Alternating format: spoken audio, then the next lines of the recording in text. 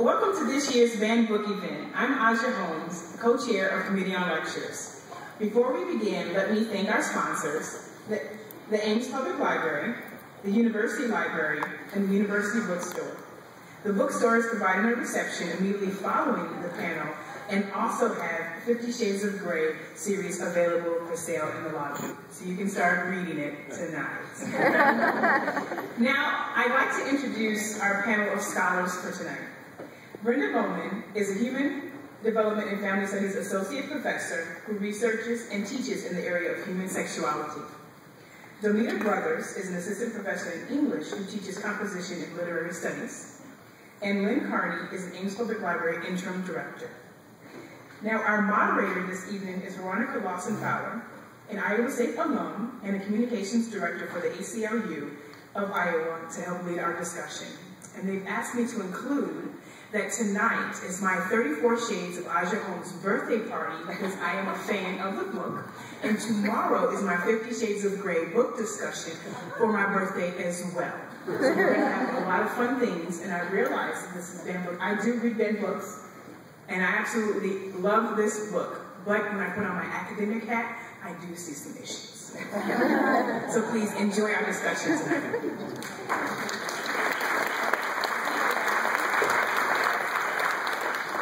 Thank you. I'm Veronica, I'm the moderator, and I feel a little weird because I'm up here kind of higher than the panelists. I thought I'd be sitting with them, but as one of them informed me, I am the dom. So I am the dom this evening, even though I'm really a vanilla. So that's kind of inside language for you because you've read the book. Speaking of which, I am really, really curious on, first of all, how many of you have read the book? Show of hands. Oh, wow. Okay, not many book sales tonight then. Just one of the books. And then how many of you have not read the book? Oh, actually quite a few. How many of you have skimmed the book because you found out about a week ago you had to moderate the panel? And anyway, and then how many of you loved the book? Decent number. How many of you despised the book? Not so many. Okay. All right. Well, you'll probably find out where I fall pretty soon, but we're here to discuss banned books, the First Amendment, and Banned Book Week. And I have been asked to explain a little bit to some of you who might not know what Banned Book Week is. It's an annual event celebrating the freedom to read. It's usually held in the last week of September, and it highlights the value of free and open access to information. It's sponsored by a variety of groups, but the American Library Association typically plays a very prominent role in the sponsorship, and the ALA is a fast and dedicated defender of the First Amendment and freedom of information. And my background is in journalism, and obviously I work for the American Civil Liberties Union, so I also like I say that the First Amendment is first for a reason. And the Banned Book Week, basically its goal is to highlight books that have been banned or targeted with removal from libraries or schools. So that's what Banned Book Week is. I was asked, actually, as I mentioned a week ago, to sponsor this panel, and for a reason I'm kind of sad about, well, very sad about, Barbara Mack, who is a journalism professor in the Greenlee School, was originally supposed to moderate this panel. I'd also been asked to give a few comments about Barbara. She was a friend, and I've actually written a few comments because I want to do it with a little eloquence. If you knew Barbara, she was extremely eloquent. I think I kind of owe it to her. And also, I'm a little afraid I'm going to lose it, so I have napkins underneath here. But I wanted to take a moment to recognize and remember Barbara Mack, and she passed away last week, and she was just 59. So it's my sad duty this evening to substitute for Barbara, but if you knew her, you well know that no one can substitute for Barbara. She's quite simply irreplaceable. The stories about her antics, her adventures, and the retelling of her quotes are legend. My personal favorite is when she was in class and a student was falling asleep, she would walk over and spray them with silly string. So the event this evening would be very, very fitting for her to moderate. She's a former Des Moines Register reporter, as I was, and that's how I got to know her, who ended up as that paper's chief legal counsel.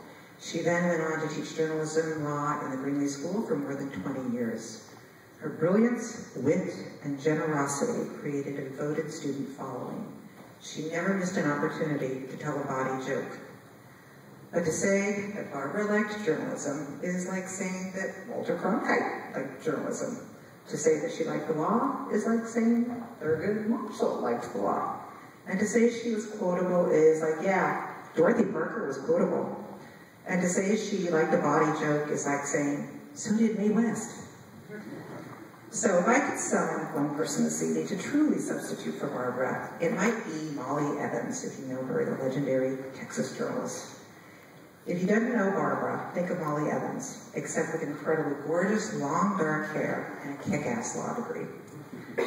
But even these celebrity comparisons don't do Barbara justice. She was uniquely herself. She was pure life force, and she's deeply missed. So I think I took up the whole period with Barbara. But she would have too, so that's okay. Most of you have read the book, but for those of you that haven't, we have a short summary, and I think it's basically what's on the book jacket, I believe. And it will tell you a lot about the tone of the book, but maybe not about the order of the book. And here it is. When literature student, I'm trying to get my best kind of breathy voice. Anastasia Steele goes to interview young entrepreneur Christian Grey. She encounters a man who's beautiful, brilliant, and intimidating. The unworldly, innocent Anna is startled to realize she wants this man, and despite his enigmatic reserve, she finds she's desperate to get close to him. Unable to resist Anna's quiet beauty, wit, and independent spirit, Grey admits he wants her too, but on his own terms. And that's where the initials, the acronym BDSM, come in, which we'll talk about more. Shocked, yet thrilled by Grey's singular erotic taste, Anna hesitates. For all the trappings of success, his multinational businesses, his vast wealth, his loving family, Grey is a man tormented by demons and consumed by the need to control. When the couple embarks on a daring, passionately physical affair, Anna discovers Christian Grey's secrets and explores her own dark desires. Erotic, amusing, and deeply moving, the 50 Shades Grey, the 50 Shades trilogy is a tale that will obsess you, possess you, and stay with you forever. And apparently, yeah, it seems to be happening to a lot of people. So we are going to talk a little bit about that tonight. We're going to start out with brief comments by each one of our scholars, and we will start with Lynn Carey, who is with the Ames Public Library, and she will talk a little bit about what their policy is, and it seems to conform pretty much with the American Library Association's policy, which I have a deep respect for. So Lynn. Okay. I was told I have 5 or 10 minutes to talk with you, and really I can sum it up in 10 words. 120 holds, of course, we will buy it. You know what? We're going to have to repeat this. Oh, shoot. That's okay. I think, as they say in the world of entertainment, we have to eat the mic. Eat the mic. Eat the mic. Sounds like something from the book. His name was Christian. Okay, I may as well just start blushing now because I think I'll blush all night long. Okay, so I said that I have 5 or 10 minutes to talk with you, and really I can sum up my comments in 10 words. 120 holds, of course we'll buy it. We will buy it. We base our purchase decisions on a variety of things, one being public interest. When we initially are faced with how to spend our budget, we divide things up among formats, and we use a variety of vendor tools that are provided to us to choose items. We read reviews, and we make our selections. In this case, we read reviews and decided not to get this book, the first book. And within a couple weeks after it was published, we were faced with several requests, and so we bought it because people wanted to read it. For the first several months that it was on hold at the library, there were 120 holds consistently, even though the 27 copies that we have were being checked out and returned and checked out and returned. So obviously there's an interest in the community. We respond to our taxpayers and users, and currently we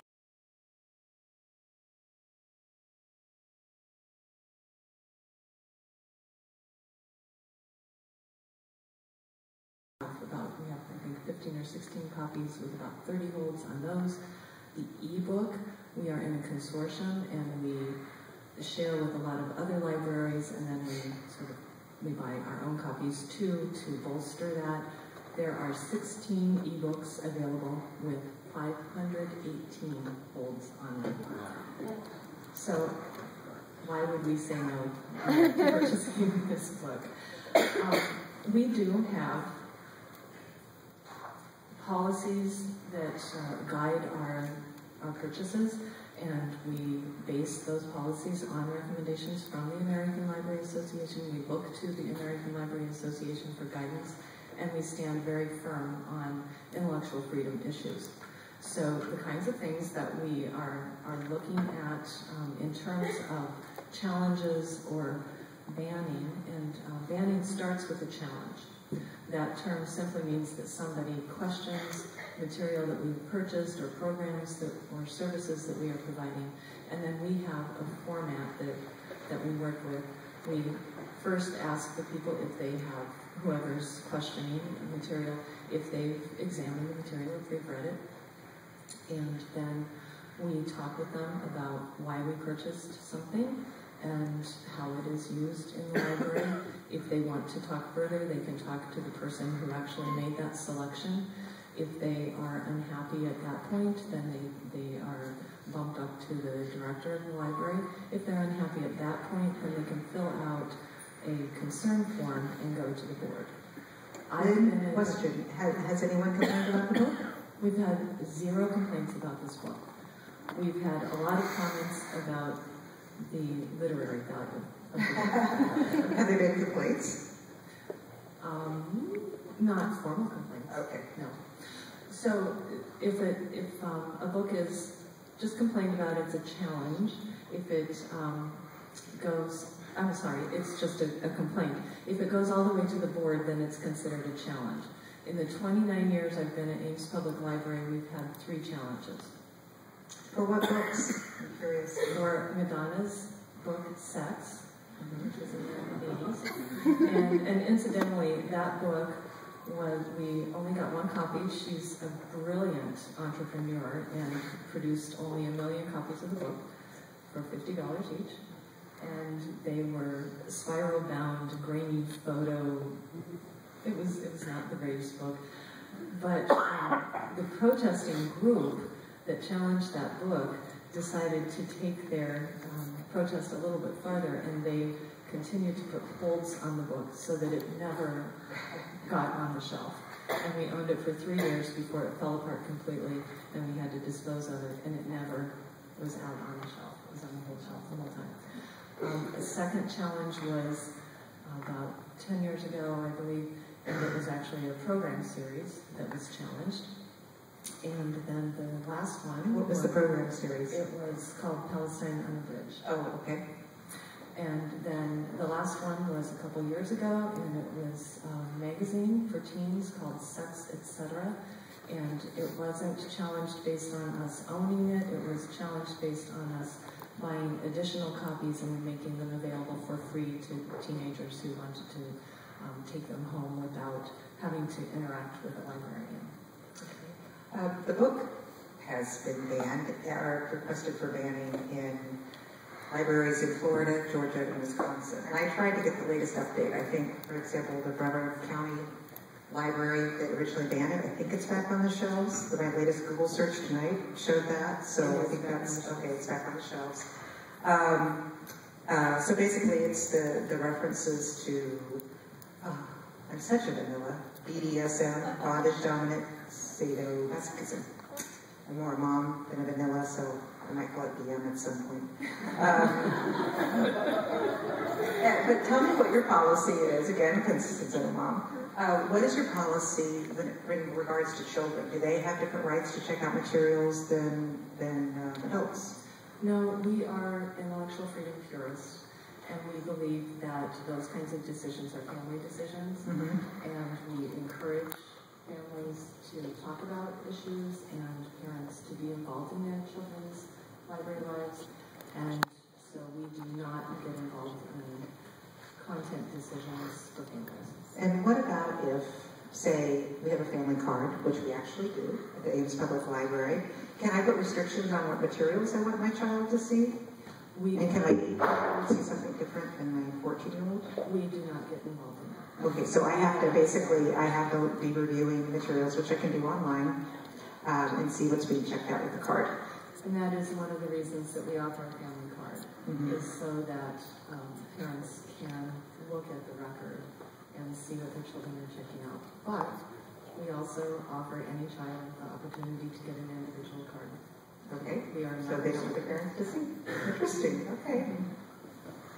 All right, and then one sort of follow-up question on materials that might be considered pornographic. How do you handle, you talk about, 120 holds. As I was saying before, I don't see any Hustler next to the Better Homes and Gardens of the Ames Public Library. Surely you would see a lot of, there would be a lot of I was going to say, it wouldn't fall that way alphabetically. That is why. How about horticulture? Horticulture, and then Hustler. But surely, to some extent, the content plays a role in whether or not you decide to carry it. I don't know, or does it not at all? Technically, no.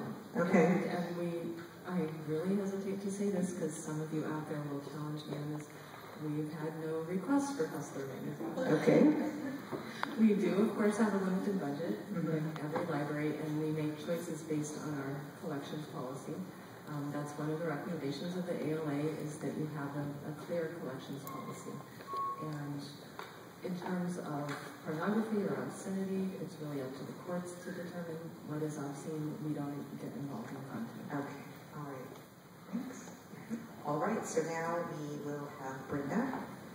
Brenda, I will let you do your own introduction so that you actually do it correctly. Absolutely. And I don't know if I have to fully mute the mic because generally I'm told I'm loud. So I won't make any references to what you should do with the mic.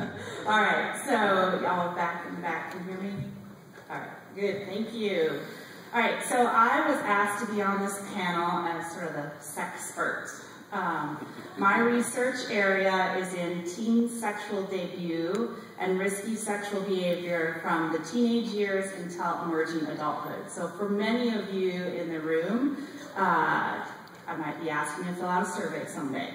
So my interest is in what factors predict teenagers' decisions to have sex, and what are factors that predict risky sexual behavior. So it's a bit of a stretch to call me the sex expert in this area, but I did a lot of reading the blogs in the last week and have had a lot of discussions with my friends, families, students, clients over the last few weeks. So I'm going to try and present a comprehensive understanding of the sexuality in this book.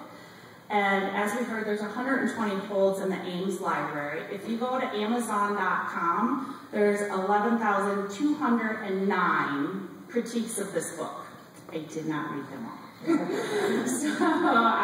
These are the words, when I was sitting reading last week, that pop out. Right? When you read this book, when you ask people, what is the one word that comes to your mind? Commitment, damaging, freeing, porn, trust, sex, kinky, love, dirty. So you can see they're all over the gamut, right? That many people have different reactions to the sexuality that is presented in this book. And when I talk about sexuality in my classes, that's the one thing I talk about. We all have very different comfortability levels with talking about sexuality. So I'm going to tell a personal story. So I've read this book with 2 of my book clubs here in Ames, and I told my mom, who is 71 years old, that I was going to be on this panel tonight. I was home in July, and she has a bridge club that she's been in with 45 years. So she's the youngest in this bridge club. 71 plus. So I'm helping create lunch for all these women. My mom has them all sitting at the dining room table, and she says, my daughter's going to be the sexpert on the 50 Shades of Grey panel. And I was like, oh, this is going to go really well. 4 of the 8 70-year-old to 80-year-old women had read the series. So They came from a generation where sex was not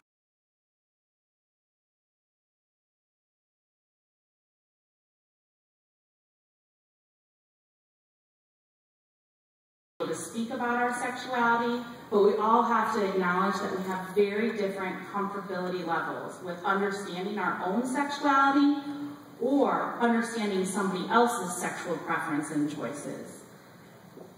So, as we've talked about, and we're going to talk about, I'm not going to talk about the literary content, the repetition, the bad passive verb choice. That's maybe our next speaker. So I'm just going to talk a little bit about the content. And so I chose a few quotes from all the blogs I read over the last few weeks to show the difference in the perspectives of what people have felt when they read this book. My first comment to you is, if you haven't read it and you want to read it, read the whole series, okay? Because you'll get a very different story and understanding of the relationship if you start from book 1 and you stop halfway through it because you're appalled or you don't like it or it's not for you, versus if you get all the way to the end of the series. You're going to have a completely different perspective, hopefully, if you understand what happens in each of the 3 books. So my first quote is from Mama Gina. I read it slowly, in the bath, over a few weeks' time. It was pure fun. And it wasn't yucky, tawdry fun either. Like when I read certain kinds of chick lit or the People magazine, it was uplifting, satisfying, like the way a great burger is satisfying if you have not had one in a while. While the author captured so magnificently was this, the great sex, the wild sex, the experimental sex, in a loving, committed union, heals and transforms. Then we go to Penelope. This is not erotica. There was no consensual relationship. There certainly was no sensuality. Christian's control is annoying and borderline abusive, which sets liberation back another 100 years. Then we go to Donna. The most damaging part of 50 Shades of Grey is that God created sex to be a partnership that's fueled by love and self-giving, not pain and humiliation. The final quote goes to, we all sort of get the giggles when we talk about sex. And this is one of the things I talk about in my class. I actually do a couple exercises, I won't put you in them tonight, that sort of get the giggles out, like saying penis and vagina and breasts and testes, so that we all get a little bit more comfortable about talking about sexuality. And I read this quote and it reminded me, I played basketball in junior high, and it reminded me of riding in the back of the yellow bus. And one of my friends had snuck on her mom's Harlequin romance. I don't even remember the name of the book. But we were all obsessed with reading about kissing the neck and, the sex and her virginity and losing it. And I think that most of us are a little intrigued about sex and want to know more, or we want to keep it completely private to ourselves. So this sort of summed up a lot of the blogs I read. I agree with the junior high reference in describing the obsession with 50 Shades of Grey, because I think on the whole our society is at the junior high level in sexual, sensual desire and development. The women who aren't enjoying it are clearly more advanced on every level. Yawn. Been there, done that, but I think there's a place for it in our society. It's reaching women on the level that they need to be reached. I would insert men there too, on the side. Yes, it's just a beginning, but for some women, this is huge. I felt the exact same way when I read The Secret. I found it to be so elementary, but was thrilled that it was reaching the masses. I truly believe this book will help women to find their own voice, and once they do, ... So if you haven't read the books, we gave a little glossy overview. It's about a BDSM relationship. Some people will argue that it's not a fully BDSM relationship. There are true protagonists in the series, Anastasia Steele, who becomes the submissive, and Christian Grey, who is the dominant. And so his first introduction to her in this relationship is, it's about gaining your trust and your respect. So you'll let me exert my will over you. I will gain a great deal of pleasure, joy even, in your submission. The more you submit, the greater my joy. It's a very simple equation. The majority, so now some basic factual myths, and I'm going to hold some stuff off for questions. But the majority of individuals who engage in BDSM do so in a consenting relationship. There's some argument with this book that she does not fully consent herself, but if you read the series, she ends up being the one that really is making the